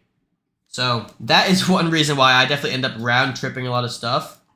But when I get a big banger, it pays off. I didn't want to dump on people that weren't OXO. Thus that I held for a 30x before TPing my initial. So sometimes it's going to work out. And it definitely, like in OXO's case, has massively outpaced every single loss that I did round trip. But, anyways, I digress. Oh, did I miss the low? Oh, we didn't even break the low. Damn, rip. I mean, I'm okay not getting more size, but I really would love to throw this 1 ETH and Pepe rewards back in if I can. Alright, reviewing the portfolio list. 2 projects still look interesting to me as a TA perspective. Nvidia and Viper token. Can you talk more about the FA on them, team objectives, tokenomics, any others from the list that may still have potential? Absolutely. So as far as Viper goes, it's fully diluted, so tokenomics are solid. I don't think there's any like staking or dilution or anything that's coming into the market right now, so that's good as far as tokenomics go. As far as like objective, I don't know anything about the team. I think the team's completely anonymous, so nothing to go off of there. Objectives, I don't know what their plan is. Like, I haven't really kept up with it much lately, and there's not really that much information. I think they're doing some kind of, like, launch pad with regards to the new Viper programming language. I'm not really sure. For me, it's a zero or hero play based off hype around the Viperlang programming language. So I have not seen anyone talking about Viperlang except Vitalik last year was talking about it. So if ever there's a time where Vitalik starts to tweet off about Viperlang again, I think people are going to look for any token even remotely related to it. And right now, this is the only token on the market related to it. And you can see, you know, it's not going to take much volume to push this thing back to the highs. And I also really like 30K liquidity for 60K market cap. Almost half of the market cap is available in liquidity. That's actually really solid. Like, you know, if we get to $1 million market cap and this has 500K liquidity, that's extremely impressive. So I'm actually kind of okay cozy holding this one to zero. I might even would ape in more if I had some free money, but I don't. But, you know, just to be clear, it's not affiliated with the actual Viperlang programming language. So if we think you're aping the first Viperlang programming token, you're not. You're aping something that's going off the hype of that. Okay? But, you know, it's a hold for me. I'm not going to be touching it. Come on! Who is doing this? Someone's front-running me on stream. I just know it. I just know one of you guys is front-running me on this. I should have put my alert, like, down here or something. They're front-running my OXO bid. They're just front-running the shit out of me today. Except OX Encrypt. I'm gonna bid OX Encrypt next, guys. Okay, you hear me? I'm gonna bid it, so nobody front-run me or nothing. Nobody front-run me on, like, $100,000.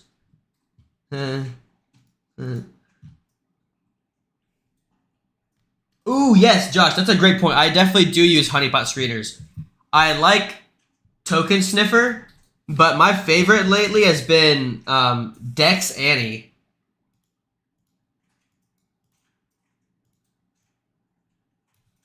Oh my gosh. Oh my gosh, so many pop-ups. Trying to pull up this. There we go. Yeah, Dex Annie is definitely my favorite lately. You know, you plug in, like, let's go get OXO smart contract. You plug it in up here. It gives you the contract, and you don't want to see critical risks. Now, see, OXO doesn't really matter because the only critical risk for them is the URL is in the name because it's OXO.ai. So, you know, that's not a big deal. You just don't want to see, you know, this token is a honeypot, right? Like, that's definitely a big cause for concern. Or this token's contract is not renounced, meaning they can change the sale tax. Stop. Jared from Subway in the chat? No way. That would be so funny, dude, if he was in the chat. Yeah, dude, very good points, Josh. Definitely want to watch what Dev's doing with liquidity. Definitely want to see what interactions the deployer contract has had. Ideally, they have liquidity locked through Unicrypt or some project like that. Absolutely. Good stuff. Good stuff, guys. Get down. Get down. Get down. What is it? What is it? A spider? There's not even anything there. Time to catch us beyond shit. Yeah, super good points, Josh. We go over stacks. Yes. I think stacks honestly looks kind of mid right now, but we'll definitely go look at it. I'm in awe of your diamond hand resolve, like, but Pepe, I way over TP on the way up. You don't pressure yourself, so you'll pay. I mean, some projects I definitely do feel inclined to sell sooner or later, but like for this one, not really, because I'm earning Pepe, and I knew that in a day or two, I would have earned enough Pepe that it'll cover my initial cost. And, you know, especially something like this, I'm in from like 50K market cap. It's literally zero or hero. You know, I'm just betting that it's not going to die forever, right? So at that point, like, it's going to be extremely hard to get an entry better than the one I already have. So I'd rather just come in, sell my Pepe every day, or, you know, even hold Pepe if it's going to go higher, and just TP that way. You know? And especially when it's small risk. You know, I risked like 0.1% or 0.2% of the account or something. If it goes back under, I don't really care that much. You know, it won't affect my trading at all. So sometimes less size is better because you worry less about missing a 2x, 3x, 4x or whatever. At the same time, I had some homies in with me, you know, that were diamond handing it as well. So it's easier to diamond hand when the lads are diamond handing too. And I just genuinely believe that it's going to go a lot higher. So, you know, that being said, my girlfriend came in here and was like, nah, screw that. I'm selling mine for 12 grand right now. And that's the other way to do it, you know, not care about whether you're selling the high or not, accepting that profits are profits. You know, you land the 3x or 4x and it goes up 30x. Who cares? You made money. Next play, you're going to have extra money to play with that one. And you didn't lose. Like, that's all that really matters. You know, as much as it sucks to miss out on extra profits, like, you think the guy that sold Bitcoin at 20K in 2017 for $10 million and is still living off that today, you think he cares that it went to 60 the next cycle? Probably not. Right? Or you think the guy that made bank up to 5K BTC is going to be pissed his whole life that he didn't sell at 20? Probably not. You know? So, I just wouldn't stress that, but I do appreciate it, though.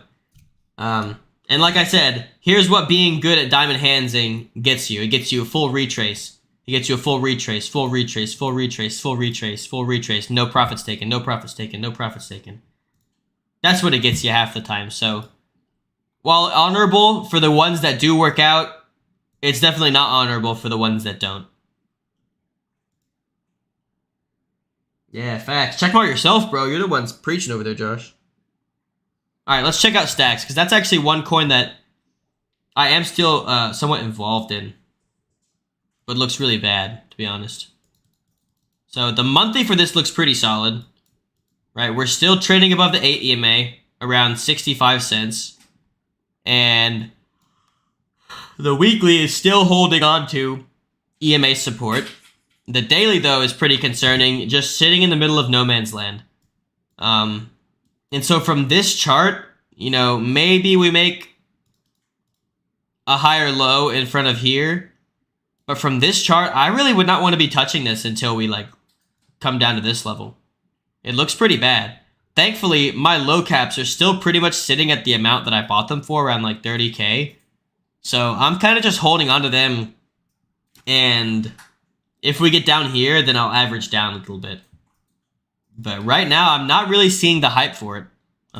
If it had held a higher low up here, things would have looked like at this point, things looked really good for Stacks. But now, things don't look so good. Right now, we have a daily downtrend that we're going to have to break out of before I even would want to mess with it at all. So, not looking that great. Hey, thanks, brother. I appreciate you. I hope you have a great rest of your day. But yeah, now I would not want to touch this at all until we break out of this nasty 4-hour downtrend and the daily downtrend. Looking really gross. So I'm a Stacks buyer below 50 cents. Until then, I'm a patience man. You know, if we can clear back above $1, I'm happy to get back in. But until then, it's a pass from me. Yes, dump it. Dump the PP. I'm not buying until we get below this low again, so make it happen, people. Let me see what the group chat's saying about PP.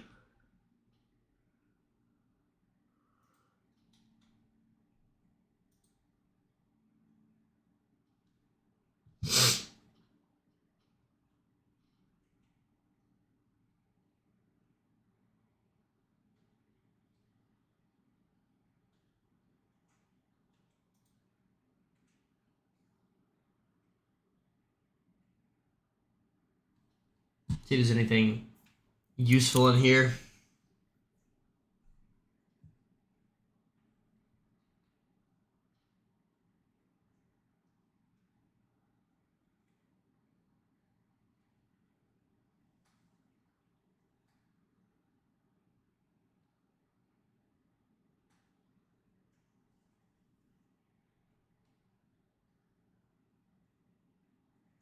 Let's ask the stream. Do you guys have any ideas on how to get another external push to big chads for PP? You know, how do we get the Pepe guys to ape hard into this? Right? How do we... Because the current idea is that, you know, you buy PP to DCA Pepe, right? Just by holding this, you're getting free Pepe, so you don't gotta buy Pepe on the way down. You just DCA by holding PP. That's the current like narrative. How do we make another big push to the big chats? That is the question. That is the question. We got to do some brainstorming here, folks.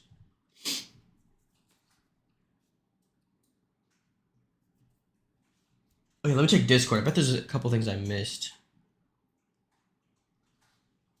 Oh, sorry, options. We were talking about Viper and Nvidia. And Nvidia, I don't know. I know the dev on this one and liquidity to market cap is nice.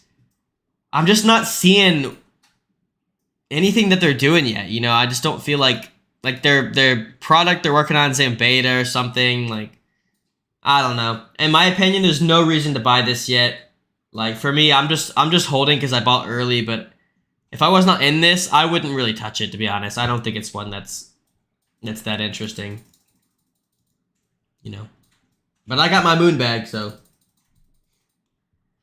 Alright, Bruce asks, could you compare market conditions and how this feels compared to what it felt like heading into DeFi summer? I missed that entire time, so interested what similarities are there.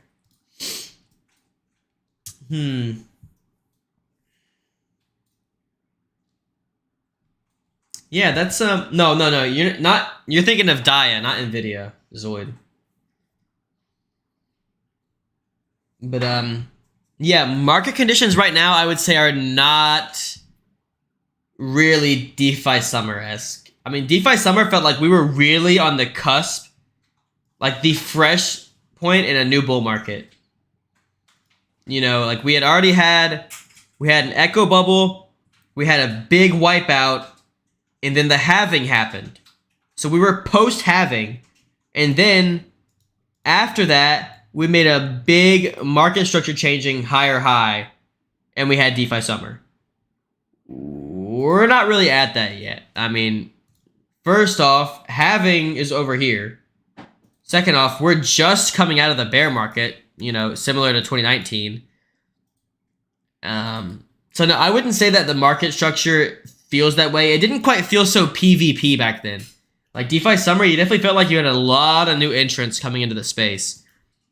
Versus right now, it still feels like we're kind of all trading against each other. So I would not say it's anywhere near as exuberant as DeFi summer, but you know, the Pepe stuff is definitely giving that same energy from DeFi summer, where the boys are getting together to ape some garbage that's hyped because it's a meme. You know, like that energy is definitely DeFi summer energy. But I just don't think it's the same. Like, it's funny. I was talking to Crypto Kenneth about this, and he hit me up on Telegram. And the last chat I have with him from Telegram was literally DeFi summer, when we're all aping strong together and we got absolutely wrecked. So, you know, maybe me and Kenneth coming back together is like a sign that we're in DeFi summer again, but we're really not. We're really not. It's much more PvP. Maybe next summer we get a real DeFi summer, right? We want to see a ton of new money coming into the space. But you know, I would say it's moderately reminiscent. The energy is definitely reminiscent, but the amount of money in the space is definitely not. One more ask to look at Level, and if you've heard about it. I've heard about it. I've kind of avoided it because Arthur is up so big. Like, he's up so massively on absolutely huge size that I just don't want to get dumped on by him. But I mean, like, I'm pretty sure Arthur's in from like 10 cents on like $10 million or something. So he is up unbelievable amounts. I don't think it's $10 million, but he's up a ton of money. I think he's up millions of dollars, probably 8 figures. So I don't really care to get dumped on by him, but yeah, I mean, that's pretty much literally my thesis for not investing, right? And this 460 million fully diluted, 48 million market cap. It's a pass from me, dog. I don't really know the fundamentals about it. So perhaps the fundamentals justify aping in at 1/10 of the fully diluted value. But for me, it's just not it. It's just not it, Chief. I'm also not the biggest fan of this price action into this high. Like, it looks like it's just going to get rejected and fall off a cliff.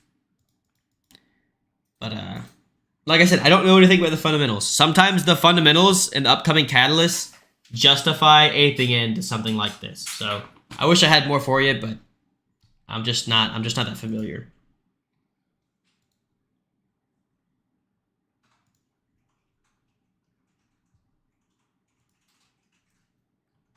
Am I missing anything from this? I think that's all the questions that I've gotten.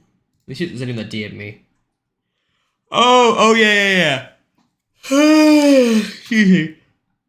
My boy Arthur wanted to talk about my recent NFT entry into the Zazadons, right? And I gotta say, I don't really have much to say about it right now. It's definitely a long-term play for me, like 6 to 12 months out. I think the mint price was really cheap at 0.05.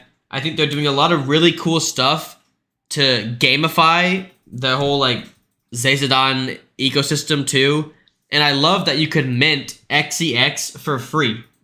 Like, you don't, like, anyone on the planet that has $1 for gas on Arbitrum can mint a bunch of XEX, and I think that's really cool. A lot of them are going to forget to even claim it, so the supply is going to be constantly going down, and I think over a long enough time frame that this Zazadon is going to be a 10 or 20x play from us, right? If you play it right, I genuinely think we're going to make actual stacks on this one. But I don't really have any news for you guys on it yet.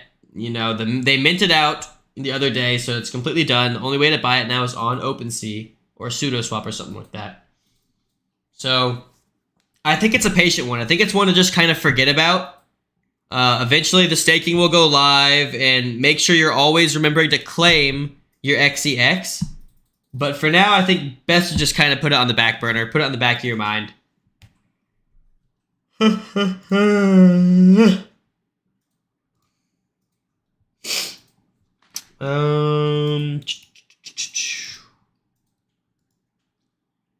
right, Shield a Che for that. Yeah, that's not a bad idea. He was talking about Pepe recently. That's definitely someone we should try to target, though, for sure. But I think I'm gonna call it there, guys. You know, it's been about an hour and a half of stream, almost 2 hours. So pretty good stuff. I want to make sure the guys who rewatch the VOD and not having to sit here for 3 or 4 hours. But no, minting is done with. Only way to buy them is to buy them on like OpenSea or stuff. And you know, they're already up like almost 2x or 50% or something from mint price. So chase if you want to chase, Chief. Oh, dude, I forgot about Root. I better be getting a fat airdrop of Root because I held Amplified to the freaking ground. I didn't see the thread though. Let me see. Let me pull this up in my other tab real quick.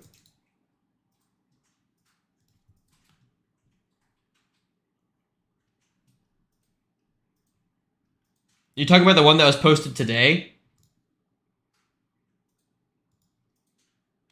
Like with the ecosystem tokens?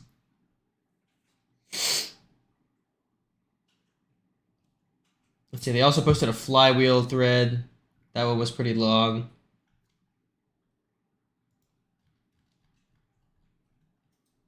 They've had a few good threads. None of them are like ridiculously long. I mean,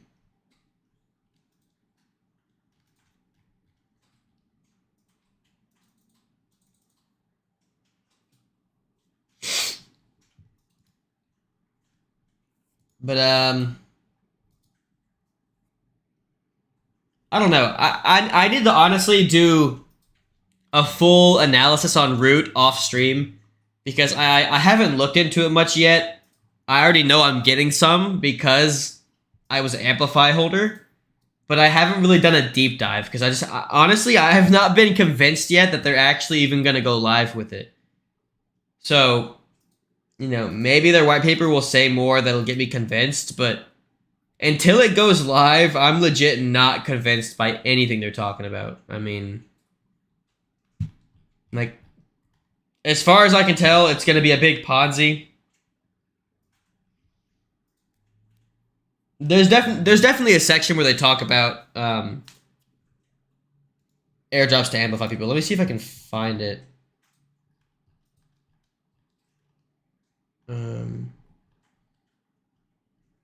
They added me in the chat about it. Let me see if I can find it real quick.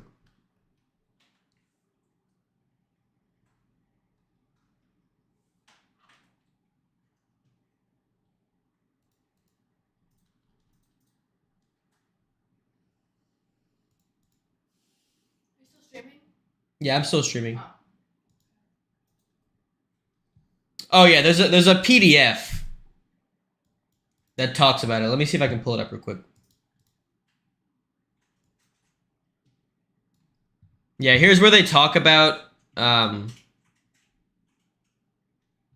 like what they're doing here. I'll pause it for a second on this, so if you guys want to read it off stream in the VOD, you guys can. But I'm not gonna go into it now. My stomach is screaming, so I'm gonna have to take my leave here real quick. But if you guys want to, you know, pause this and read how much you're gonna be getting of stuff from Amplify after stream, power to you. But I don't think I can wait a second longer. But I do appreciate everyone that tuned in here. I mean, you guys know that you make the stream as much as I do, so it really means a lot to me that everyone comes together and tunes in for a couple hours on Sunday. I mean, it really is just awesome. So I really appreciate that. For those of you not in Blockcircle, you got to get in Blockcircle. We got a ton of crazy stuff coming up this year, and you're going to get the best entries on stuff I'm talking about. You know, with Pepe, we're talking about that down here before it goes up 4,000% in a day, right? You got to get in Blockcircle to get in on that. All right, and for those of you that are in there, I might have a video up this week. I'm going to try to start putting together like a remastered version of the crypto course, because, you know, I made that course back in like 2018, 2019, and I've just learned a lot since then. And I can also just, you know, my videography skills, while not insane, are a lot better than they were back then. So I think you guys are going to definitely want to tune into those once they get posted up. But yeah, I guess that's about it. I appreciate you guys. I hope to catch you on the next stream as well. Trade safe, be smart, and I'll see you next time. Peace.